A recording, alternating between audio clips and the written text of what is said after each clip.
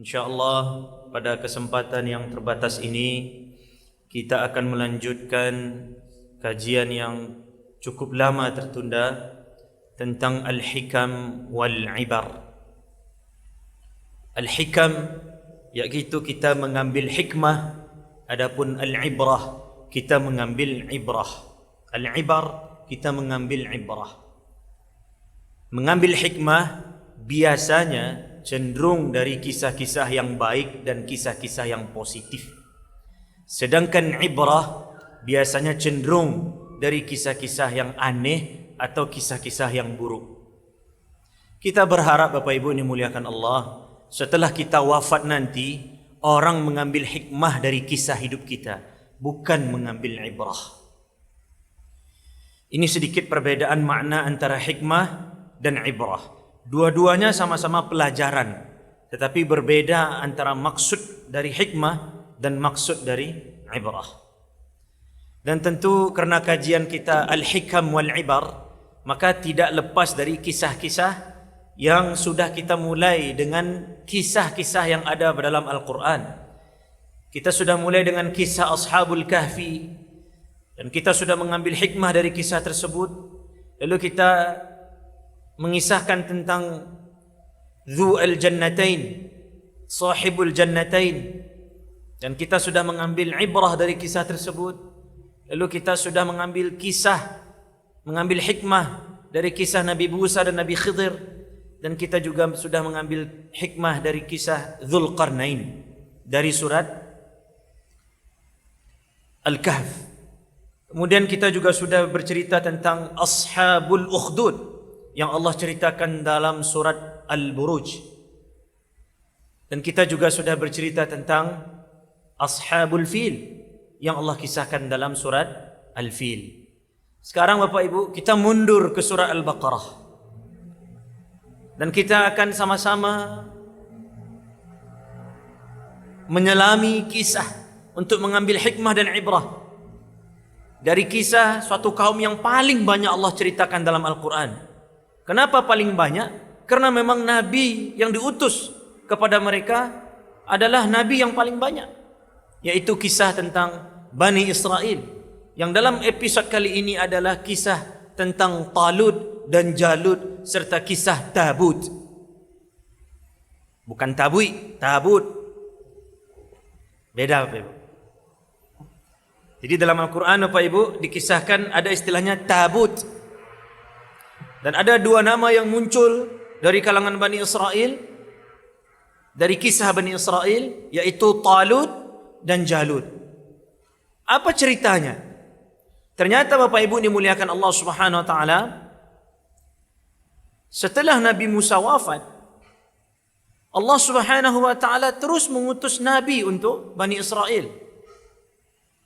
Nabi bukan rasul, karena ada perbedaan antara nabi dan rasul. Meninggal nabi ini, muncul lagi nabi ini. Dan semua nabi yang diutus kepada Bani Israel setelah Nabi Musa adalah keturunan Lawa. Lawa ini adalah salah satu dari 12 anak Nabi Ya'qub alaihissalam, di mana Nabi Ya'qub adalah anak dari Nabi Ishaq alaihissalam, dan Nabi Ishaq adalah anak dari Nabi Ibrahim alaihissalam. Nabi Ibrahim punya anak namanya Ishaq, Nabi juga, makanya disebut Abul Anbiya. Lalu kemudian Nabi Ishaq punya anak juga jadi Nabi bernama Ya'qub alaihissalam. Dan Nabi Ya'qub punya 12 anak. Keturunan 12 anak inilah yang disebut Bani Israel. Semuanya. Bukan Israel alaihim la'natullah yang ada di Palestina, berbeda. Dan tidak semua mentang-mentang sama namanya berarti ini. Jangan doakan laknat untuk Israel, karena Israel adalah Ya'qub. Yang kita maksudkan laknat itu untuk bangsa Zionis yang mereka kasih nama Israel. Berbeda. Israel adalah nama untuk Ya'qub, gelar untuk Nabi Ya'qub alaihissalam. Bani Israel berarti keturunannya Israel, keturunannya Nabi Ya'qub. Anak beliau ada 12, 10 yang kandung, 2 seayah. Jadi Bapak Ibu, ada 10 anak Nabi Ya'qub, Itu saudara kandung mereka. Tambah 2 lagi, yang ini yang saudara seayah, beda ibu. Siapa yang 2 ini? Nabi Yusuf dan Binyamin. Nah, salah satu anak Nabi Yakub bernama Lawa. Dan yang satu lagi bernama Yahuda. Nabi yang diutus, selalu Nabi yang diutus adalah keturunan dari Lawa. Meninggal Nabi, kadang satu masa itu ada 2 Nabi. Dan semuanya keturunan Lawa. Disebut Nabi karena mereka mendapatkan wahyu dari Allah Subhanahu wa taala. Semuanya anak keturunan Lawa. Dan di saat yang sama ada malik, ada raja. Jadi ada nabi, ada pemimpin. Jadi seperti ada pemimpin, ada panglima. Yang biasanya pemimpin ini, malik ini adalah pemimpin perang. Dan yang memimpin perang ini, yang malik ini biasanya dari keturunan Yahuda. Begitu mereka selalu. Semua nabi keturunan Lawa. Adapun malik, rajanya, panglimanya keturunan Yahuda. Begitu ratusan tahun. Begitu terus. Begitu terus. Ini setelah Nabi Musa wafat. Kemudian mereka berperang. Karena dari dulu memang peperangan ini ada terus. Berperang, mereka berjihad di jalan Allah Subhanahu wa taala, dan subhanallah mereka tidak pernah kalah. Menang terus, menang terus, menang terus sampai datang suatu masa di mana mereka betul-betul jauh dari Taurat. Betul-betul mereka tinggalkan ajaran Nabi Musa. Betul-betul mereka tinggalkan ajaran tauhid, ajaran agama Allah Subhanahu wa taala. Bahkan datang sebuah zaman di mana mereka kembali menyembah patung dan berhala. Mereka buat patung mereka sendiri. Di masa-masa inilah mereka tetap berperang, tapi yang biasanya menang, mereka kalah. Allah tidak akan merubah nasib suatu kaum kecuali mereka sendiri yang merubahnya. Baik ke buruk atau buruk ke baik. Ini yang terjadi. Ini sunnatullah. Walan tajida li sunnatillahi tabdila. Tidak ada yang bisa merubah sunnatullah. Kamu beriman, kamu dekat dengan Allah, kamu sabar, kamu menang. Ini sunnatullah.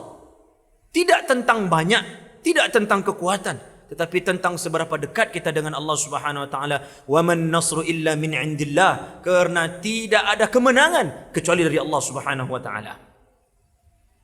Datanglah masa di mana mereka sudah mulai menjauhi Taurat, mereka tidak lagi menjalankan ajaran Nabi Musa, mereka kembali berbuat syirik, kembali menyembah patung dan berhala, lalu mereka kalah. Ikut perang ini kalah, banyak yang meninggal, ikut perang ini kalah, kalah dan kalah. Bahkan Bapak Ibu dimuliakan Allah, sejak zaman Nabi Musa, ya, mereka punya kebiasaan untuk membawa tabut. Apa itu tabut?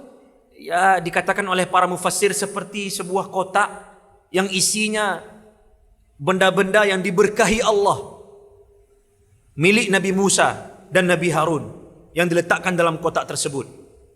Dan juga ada alwah, mungkin seperti pelepah-pelepah yang di situ ditulis Taurat. Ya, seperti mungkin lembaran-lembaran mushaf, kan, suhufi Ibrahim wa Musa. Suhuf-suhuf itu yang sebahagiannya ditaruh di dalam tabut seperti kotak. Dan dalam setiap peperangan, begitu yang Nabi Musa lakukan, Bapak Ibu dimuliakan Allah, itu selalu tabut itu diikatkan di atas kuda atau di atas kendaraan mereka, onta atau keledai, dan kuda perang lalu ditaruh di paling depan. Dan dengan izin Allah, melalui tabut tersebut selalu menang ini. Selalu menang. Dan setiap melihat tabut tersebut, orang-orang selalu bersemangat. Setiap melihat tabut tersebut, orang-orang selalu tenang. Karena semangat dan ketenangan yang Allah turunkan kepada mereka, mereka selalu menang dalam berjihad ketika tabut itu masih ada. Lalu sampailah pada masa yang kita sebutkan tadi, ketika mereka menjauhi ajaran Allah Subhanahu wa taala, mereka kalah. Perang pertama, kedua, puluhan perang mereka kalah, sampai-sampai tabut pun dicuri. Hilang tabut. Semakin lemah agama mereka. Semakin lemah. Bahkan Nabi pun tidak lagi ada. Keturunan Lawa putus. Tak ada Nabi. Tak ada panglima lagi. Tak ada raja lagi. Nabi dan raja tak ada lagi. Habis. Semakin parah kondisi mereka. Semakin jauh dari Allah. Bahkan saat itu juga mereka tidak punya lagi orang yang mengingatkan mereka kepada Allah dan ajarannya. Setelah dicari, lalu berkumpullah pemuka-pemuka kaum berkumpul. Kenapa kita bisa seperti ini? Kita kalah perang ini, padahal dulu kita menang terus. Sekarang kalah terus. Bahkan Nabi pun sudah terputus, tidak ada lagi Nabi yang diutus. Lalu salah seorang di antara mereka yang masih saleh, karena tidak semuanya rusak, tidak semua Bani Israel rusak. Ada yang mengatakan, ini akibat dosa kita. Ayo kita kembali kepada Allah Subhanahu wa taala.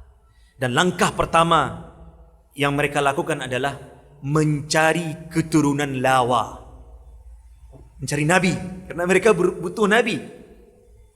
Banu Israel yasusuhum anbiya'uhum. Ada perkataan yang mengatakan Bani Israel itu memang mereka perlu nabi, baru jelas langkah mereka. Walaupun mereka sering mengingkari nabi mereka, tapi mereka perlu nabi. Pas tidak ada nabi bacari, pas ada diselisihi, itulah Bani Israel. Maka langkah pertama yang mereka lakukan untuk kembali kepada Allah adalah cari nabi. Kita harus ada nabi yang kembali membantu kita, yang kembali membawa kita kepada jalan Allah. Dicarilah, maka ada satu perempuan yang sedang hamil. Dan ternyata perempuan ini hamil, dan perempuan ini anak yang ada dalam kandungannya adalah keturunan lawa, dan ini adalah keturunan terakhir. Karena peperangan masih berkecamuk, mereka khawatir perempuan ini diambil, dijadikan tawanan perang atau terbunuh. Maka mereka jaga perempuan ini, ibu yang hamil ini, sampai melahirkan. Dan mereka berharap anaknya laki-laki dan berharap jadi nabi. Karena ini keturunan terakhir. Juga tidak semua keturunan lawa yang jadi nabi. Maka dipingitlah, diselamatkan, diberikan fasilitas sehebat apapun untuk ibu ini, supaya sehat dan melahirkan anak, harapannya anak laki-laki, dan diangkat menjadi nabi. Berlalulah bulan demi bulan, lahirlah anak laki-laki.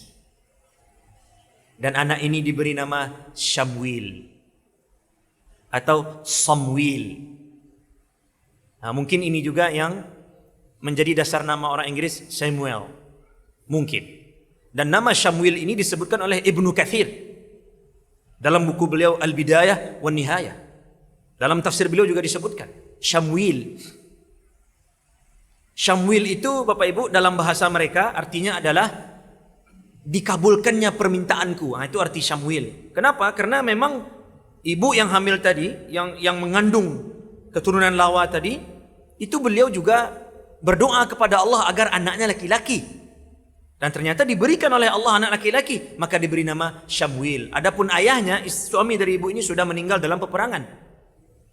Maka dijagalah anaknya, dirawat, dibesarkan, sampai ketika sudah usia, ada yang mengatakan 40-an, ada yang mengatakan setelah baligh, maka datang wahyu kepadanya. Dia jadi nabi. Syamwil namanya. Dan ini diceritakan oleh Allah Subhanahu wa taala dalam surat Al-Baqarah. Bayangkan Bapak Ibu dimuliakan Allah, betapa bahagianya Bani Israel saat itu. Keturunan lawa terakhir, ternyata yang lahir laki-laki dan jadi nabi. Jadi mereka seakan-akan apa yang dinanti selama ini betul-betul direalisasikan oleh Allah. Ini nabi yang ditunggu-tunggu. Siapa? Syamwil. Lalu ketika iman mereka masih ada, ketika iman mereka kembali kuat, mereka bilang apa? Surah Al-Baqarah ayat 246. A'udzu billahi minasyaitonir rajim. Di sini permulaan kisahnya. Alam tara ilal mala'i min bani Israil min ba'di Musa.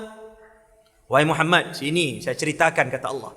Ada sekelompok orang, pemuka kaum yang masih beriman kepada Allah, karena iman mereka kembali bergejolak, kembali meroket, karena nabi yang ditunggu-tunggu hadir. Apa kata mereka? Idh qalu li nabiyyin lahum.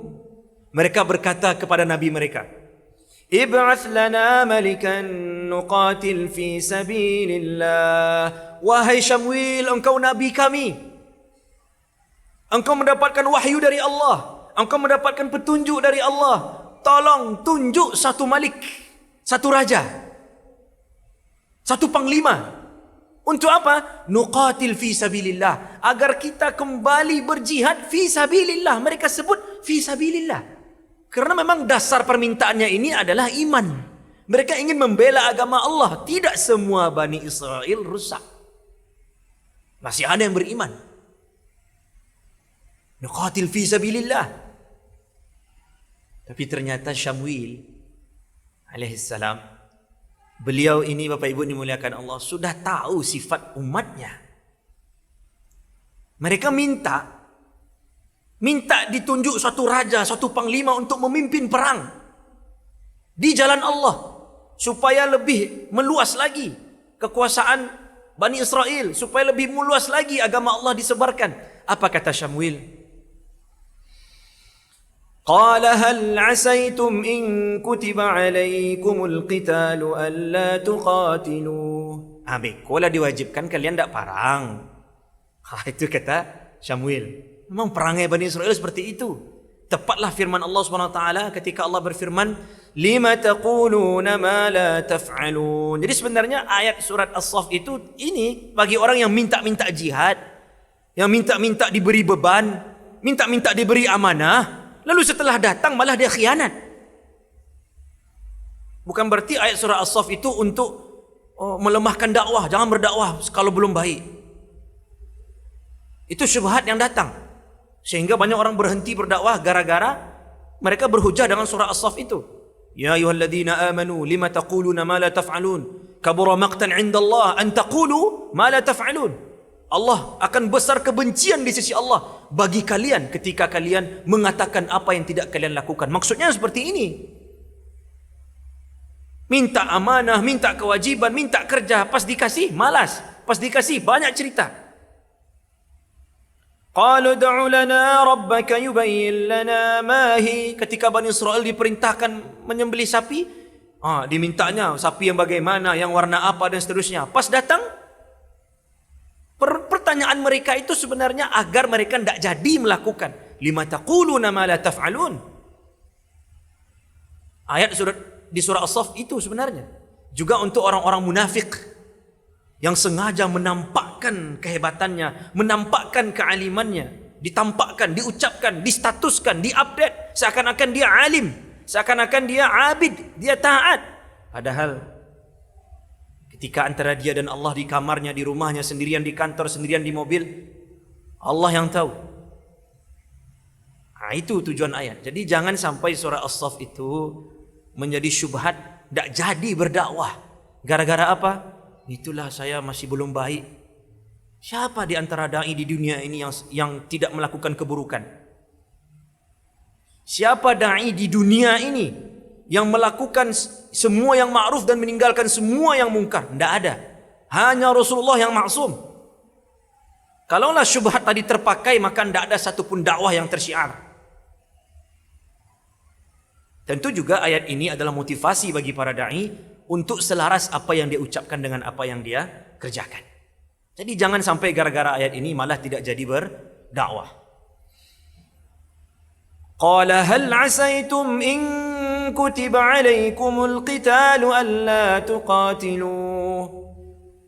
Saya khawatir nanti kalian minta jihad, kalian minta diutus panglima, diutus raja, tapi nanti pas datang kalian tidak mau berjihad, kalian tinggalkan jihad. Apa kata mereka? Qalu wa ma lana alla nuqatila fi sabilillah. Bagaimana mungkin kami tidak berjihad? Wa qad ukhrijna min diyarina wa abnaina. Kita sudah diusir, anak-anak kita sudah diambil, istri-istri kita sudah diculik, semuanya hilang. Kita sudah kalah. Tidak mungkin. Tidak mungkin kami meninggalkan jihad. Tidak mungkin kami tidak berperang. Jadi ini ibarat seperti balas dendam di jalan Allah. Walaupun istilah ini kontradiktif, balas dendam di jalan Allah tidak masuk sebenarnya. Ya, tapi untuk mudah dipahami saja. Artinya mereka punya alasan untuk meminta ayo berjihad. Karena kita sudah terusir. Katanya begitu. Tapi di ayat berikutnya dijelaskan oleh Allah. Falamma kutiba alaihimul qitalu tawallaw. Inilah perangnya Bani Israel. Ketika betul-betul datang kewajiban untuk berperang, tawallau, berpaling mereka. Tadi itu, harusnya minggu kemarin. Banyak cerita. Berpaling, mencari banyak alasan supaya tidak jadi perang, tidak jadi jihad. Memang dari sananya Bani Israel ini pengkhianat. Sifat-sifat Yahudi itulah yang masih ada sama Zionis sampai hari ini. Dua P, pengkhianat dan pengecut. Makanya para mujahidin di Palestina mengatakan tidak ada perjanjian damai kecuali ditulis dengan tinta darah. Tidak bisa. Dari zaman Nabi, perang Khandak, siapa yang berkhianat? Bani Nadir, Bani Quraidah, berkhianat mereka. Bani Qainuqa diusir setelah perang Khandak, terusir semua Yahudi dari Madinah. Kenapa? Pengkhianatan mereka. Ini juga, jangankan kita, nabinya saja dikhianatinya. Sudah diminta-minta, kabura maqtan indallah. Mereka minta ini, minta itu, pas datang malah ditinggalkan. Tawallau illa qalilam minhum. Ingat Bapak Ibu? Tidak semua Bani Israel rusak. Ada sedikit. Dan selalu kalau ada illa itu biasanya setengahnya itu. Lebih kecil. Tidak ada jemaah yang datang kecuali, pasti lebih seketik antar sabui kecuali itu. Tidak ada mahasiswa yang datang kecuali. Ini ketika datang kewajiban perang di jalan Allah kepada mereka melalui Nabi mereka Syamuil. Tawallau, mereka semua berpaling kecuali sedikit. Ternyata masih ada orang-orang saleh di antara mereka. Wallahu alimun bizzalimin. Langsung Allah sifati para pengecut dan pengkhianat ini dengan sifat zalim. Lah diminta nyolupai, zalim. Tidak amanah, berkhianat, zalim. Lalu masih ada nih, ada segelintir orang yang masih beriman dan tetap berada dalam barisan untuk berjihad. Apa kata Syamuil? Qala lahum nabiyuhum Inna Allah qad ba'atha lakum Taluta malika. Kumpul sini, yang mau berjihad kumpul. Kalian minta panglima, minta raja, iya. Kalian minta raja kan? Iya. Allah sudah utus raja untuk kalian. Inna Allah qad ba'atha lakum. Allah sudah utus melalui saya, Allah utus satu raja untuk kalian. Mereka penasaran, siapa? Berarti ini dari keturunan siapa Bapak Ibu? Yahuda. Karena memang kebiasaan mereka, raja itu dari keturunan Yahuda. Adapun Nabi dari keturunan Lawa. Harapan mereka yang jadi raja ini, yang ditunjuk oleh Allah SWT ini tetap dari keturunan Yahuda. Ternyata Allah yaf'alu ma yasha. Terserah Allah mau melakukan apa. Yang diutus Talut. Ketika mendengar nama Talut, Talut? Tukang kulit. Talut itu tukang bersih-bersih kulit binatang sebelum dimanfaatkan. Dia tukang bersihkan. Ada yang mengatakan Talut ini kerjanya memberi minum orang miskin yang tidak pernah viral, yang tidak pernah terdengar namanya, tetapi dia kuat hubungannya dengan Allah Subhanahu wa taala. Apa kata mereka? Qalu anna yakunu lahul mulku alaina wa nahnu ahaqqu bil mulki minhu wa lam yu'ta sa'atan minal mal. Apa kata orang-orang Bani Israel yang tadi sebenarnya mereka sudah di jalan yang benar nih. Tapi ketika mendengar nama Talut, dia tidak berhak memimpin kita. Allah, sombongnya. Dan kesombongan itu masih ada sampai hari ini. Bapak tidak pantas, ibu tidak pantas, saya yang pantas. Allahu Akbar. Itu sifat Bani Israel yang masih ada sampai hari ini. Talut. Tidak mungkin orang miskin Talut. Talut ini keturunan Binyamin. Bukan pula keturunan Yahuda. Binyamin tidak pula saudara kandung dari Yahuda. Saudara seayah pula. Tidak bisa. Jangan Talut. Yang lain. Walam yu'ta sa'atan minal mal. Talut juga tidak punya uang. Ini. Yang apa-apa uang. Bangga banyak uang. Qarun tenggelam dengan uang-uangnya. Jadi mereka berfikir yang pantas menjadi raja itu banyak uang. Lalu apa kata Syamuil? Inna Allah astafahu alaikum wa zadahu bastatan fil ilmi wal jism. Iya, dia tidak punya uang, tetapi dia punya kehebatan dalam akal dan kekuatan. Sekarang kondisi kita sedang lemah. Kita tidak butuh raja yang punya uang, tapi kita butuh raja yang akalnya kuat dan ototnya juga kuat, sehat. Jadi pemimpin sekali seminggu check up di rumah sakit, tidak usah.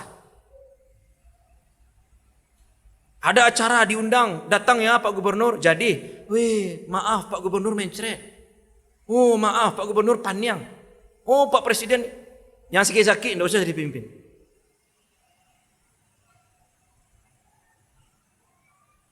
Itu. Talut ini dia punya hubungan khusus dengan Allah dan dia diberikan kelebihan akal dan kalau awak diminangkan tokoh dan takah. Jadi memang Talut konyo manakah. Hebat. Orang mencari beribawa. Lalu apa ibu dimuliakan Allah SWT, ditekankan oleh Syamuil. Kalian minta keturunan Yahuda, kalian membatasi kerajaan ini hanya dari keturunan Yahuda. Wallahu yu'ti mulkahu man yasha. Terserah Allah saja siapa yang Allah berikan kerajaan di muka bumi ini. Terserah. Wallahu wasi'un alim. Wasi', kuasa Allah wasi'. Jangan kalian batasi khusus keturunan Yahuda. Kalau tidak ada lagi yang pantas, terserah Allah. Jangan kalian batasi. Alim, Allah maha mengetahui siapa yang pantas. Lalu kemudian orang-orang meragukan, lebat tu Talut kau pilihan Allah. Betulkah Talut ini diutus oleh Allah? Apa kata Syamuil? وَقَالَ لَهُمْ نَبِيُّهُمْ إِنَّ آيَةَ مُلْكِهِ أَنْ يَأْتِيَكُمُ التَّابُوتِ. Ingat apa ibu? Tabut yang hilang? Kan tabut hilang. Ada yang sabutnya hilang di Pariaman turunnya. Tidak. Tabut tu hilang. Ini beda ni. Ini tabut Bani Israel ni. Hilang kan kemarin? Lalu kata Syamuil, Nabi Syamuil, wahai Bani Israel, coba Bapak Ibu, berapa paniknya Syamuil kau menghadapi Bani Israel. Makanya Rasulullah pernah mengatakan, rahimallahu Musa, kam ta'iba ma'a Bani Israel. Semoga Allah merahmati Nabi Musa, betapa lelahnya dia menghadapi Bani Israel. Lelah. Syamuil, tidak Rasul, Nabi. Begitu. Tidak percaya kalian. Kata Syamuil, untuk membenarkan bahawa Talut betul-betul utusan Allah, Allah akan turunkan tanda-tanda. Apa tanda-tandanya? Ayyatiyakumut tabutu fihi sakinah. Akan turun tabut. Tabut. Tadang ada. Tabut. Iku yang selama yang menjadi syiar kekuatan awak. Kekuatannya dari Allah, tetap dari Allah. Cuma syiarnya ada dalam tabut itu karena di sana ada fihi sakinah. Ketika mereka mendengar tabut, langsung tenang hati mereka. Lalu juga dikatakan, wa baqiyatum mimma taraka alu Musa wa alu Harun tahmiluhul malaikah. Jadi nanti tabut itu di dalamnya akan ada sisa-sisa peninggalan Nabi Musa dan Nabi Harun. Dengan izin Allah, kalian akan mendapatkan ketenangan darinya. Ketika tabut itu turun, dibawa turun oleh malaikat. Dan ternyata memang turun. Nampak oleh mereka. Lalu kata Allah SWT, Inna fi dhalika la'ayatan lakum in kuntum mu'minin.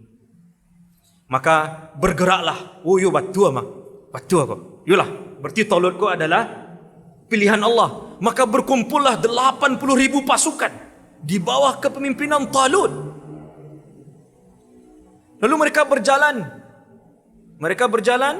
Ini kejadiannya di negeri Syam, Bapak Ibu dimuliakan Allah. Mereka berjalan untuk bertemu dengan Jalut, berperang dengan Jalut. Jalut ini adalah panglima perang terkenal saat itu yang memiliki tentara terkuat sepanjang masa sampai saat itu. Artinya selagi Jalut masih ada, maka tentaranya lah yang tidak pernah terkalahkan. Itu yang mau dilawan oleh Talut dan pasukannya, 80,000 lebih kurang. Lalu mereka berjalan haus.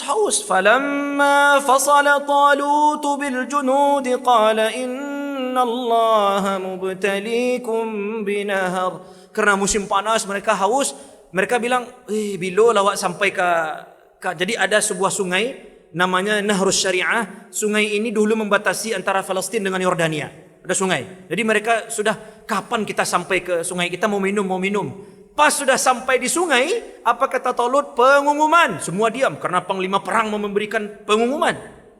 Allah telah memberikan ilham kepadaku bahwa tidak ada yang boleh minum dari sungai ini. Lagi-lagi ada ujian. Dan itu biasa. Kalau tentara kan biasa diuji fisiknya. Sedang ngantuk-ngantuknya, yang lalu pulang.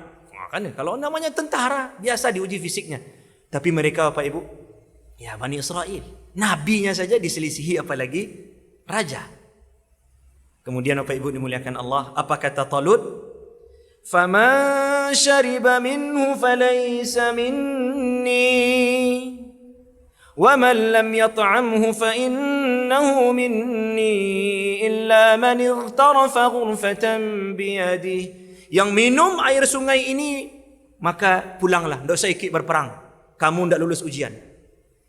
Adapun yang tidak minum kecuali satu, illa man ightarafa ghurfatan biyadihi, mudiko saja, diambil sedikit. Yang minum satu tangan ini, itu ikut lanjut. Ternyata Bapak Ibu, yang ikut lanjut hanya 4.000. 76.000 minum sampai hilang awihnya. Tadi 80.000, 76.000 gagal ujian. Maka yang 4.000 ini setelah mereka minum walaupun hanya satu ghurfah, hilang haus mereka sampai ke tujuan. Tidak haus-haus lagi. Itulah fadlun min Allah. Kemudian Bapak Ibu dimuliakan Allah, tinggal 4.000. Dilanjutkan ceritanya. Lalu yang 76.000 pulang. Kata Talut, tidak bisa, tidak lulus, pulang. 4.000 tinggal. Tadi masih pede 80.000 menghadapi tentara Jalut. Ayo bismillah, bisa. Tapi tinggal 4.000 lah. Falamma jawazahu huwa walladzina amanu ma'ah. Ketika sudah hampir nampak lagi pasukan Jalut, raminya lah. Apa kata sebagian mereka? Qalu la taqata lana al-yawma bijalut wa junudih. Kalah. Kata sebagian mereka. Yang sebagian ini Bapak Ibu akhirnya juga pulang karena mereka takut. Tinggal 314-an orang dari 80.000. Itulah Bani Israel tu. Dari 80.000 gugur 76.000. Lalu kemudian sisa 4.000. Dari 4.000 sisa 314. Ini mirip dalam sebuah hadis dari Al-Bara bin Azib radhiyallahu anhuma, ketika perang Badar diceritakan bahwa jumlah pasukan kita mirip dengan pasukan Talut ketika melawan Jalut. Ketika perang Badar kan jumlah pasukan Rasulullah 315, 14, yang masyhur 16, 17 atau 14. Mirip dengan pasukan Talut. Apa kata 314 ini Bapak Ibu dimuliakan Allah? Qala alladhina yadhunnuna annahum mulaqullah. Orang-orang yang beriman yang 314 tadi, apa kata mereka? Kam min fi'atin qalilatin ghalabat fi'atan kathiratan biiznillah wallahu ma'as sabirin. Betapa banyak jumlah yang sedikit mengalahkan jumlah yang banyak, dan Allah bersama orang-orang yang sabar. Jadi kemenangan bukan tentang jumlah, tapi tentang kita sama siapa? Sama Allah atau sama Taghut? Jalut Taghut. Adapun tentara Talut bersama pasukannya, itu adalah orang-orang yang bersama Allah. Makanya mereka berdoa, walamma barazu li Jalut wa junudih qalu rabbana afrigh alaina sabra. Ya Allah, penuhi jiwa kami dengan kesabaran. Kan takut sebenarnya tuh. Yang mereka minta bukan keberanian tapi kesabaran agar mereka sabat. Wa tsabbit aqdamana wansurna 'alal qaumil kafirin. Tolong berikan kami kesabaran, tetapkan kaki kami, jangan biarkan kami kabur dari peperangan ini ya Allah, dan tolonglah kami untuk menang dari orang-orang kafir ini. Singkat cerita Bapak Ibu dimuliakan Allah, karena ilmu dan waktu yang terbatas ini, sudah nampak, sudah bertemu 314 pasukan Talut dengan pasukan Jalut yang dah entah di mana ujungnya. Dan kan jumlahnya, ujung pasukan saya tidak nampak. Dan biasa di zaman dulu Pak Ibu, sebelum perang mulai ada namanya mubarazah. Untuk pemanasan dulu. Komandannya maju, jadi Jalut mengatakan, siapa yang berani melawan saya? Kepada Talut. Apa kata Talut kepada pasukannya? Siapa yang berani maju? Maka saya akan kasih anak gadis saya dan saya akan berikan separuh kerajaan saya. Kan Talut sudah jadi raja. Wah, itu Pak. Mencari menantu begitu caranya. Yang memang kuat dirinya. Kata Talut, barang siapa yang berani melawan Jalut, akan saya berikan anak gadis saya dan akan saya berikan separuh kerajaan saya. Majulah seorang beriman bernama Daud alaihissalam. Dari sini muncul nama Daud. Singkat cerita, majulah Daud yang berbadan kecil, bahkan ada yang mengatakan di antara semua pasukan beliau yang paling muda. Dan beliau punya senjata seperti ketapel, miqla' namanya, begitu kata para sejarawan, seperti ketapel. Jalut bilang, "Angkus ya di ketik-ketik kemaluan ambo, cari yang lain. Saya tidak mau membunuh kamu." Kata Daud, "Malah saya mau membunuh kamu." Allahu Akbar. Lalu kemudian akhirnya Daud, ya lebih kurang begitu kita bayangkan. Tak lo tahu apa bentuk ketapelnya. Cuma kalau ketapel kami dulu begitu, tang kena dahinya Jalut, dengan izin Allah kalah Jalut dan Jalut tewas. Kemudian mulai kocar-kacir pasukannya yang banyak itu, fahazamuhum biiznillah. Dengan izin Allah, kebersamaan mereka dengan Allah, maka mereka berhasil mengalahkan pasukan Jalut. Dan di akhir cerita ini, apa kata Allah Subhanahu wa taala? Wa atahu Allahul mulka wal hikmah wa 'allamahu mimma yasha. Daud dengan izin Allah mendapatkan kenabian dari Allah, juga mendapatkan gelar raja dari Talut. Artinya satu-satunya dari Bani Israel, dia nabi dan dia juga raja. Bukan satu-satunya, itu dimulai dari Daud. Nanti anaknya Sulaiman. Dan dalam sejarah Bani Israel tidak ada yang bisa menandingi kerajaan Sulaiman bahkan sampai hari ini. Dan itu dimulai dari Nabi Yuna Daud alaihissalam. Bahkan besi pun sampai lunak di tangan Nabi Daud, saking dia betul-betul bersama Allah Subhanahu wa taala. Kemenangan bukan tentang jumlah kita, kemenangan bukan tentang seberapa banyak amunisi kita, tetapi kemenangan adalah tentang seberapa menang Allah di hati kita dan seberapa dekat kita dengan Allah. Karena waman nasru illa min indillah, kemenangan hanya dari Allah Subhanahu wa taala. Demikian Bapak Ibu dimuliakan Allah. Banyak maaf. Astaghfirullah. Assalamualaikum warahmatullahi wabarakatuh.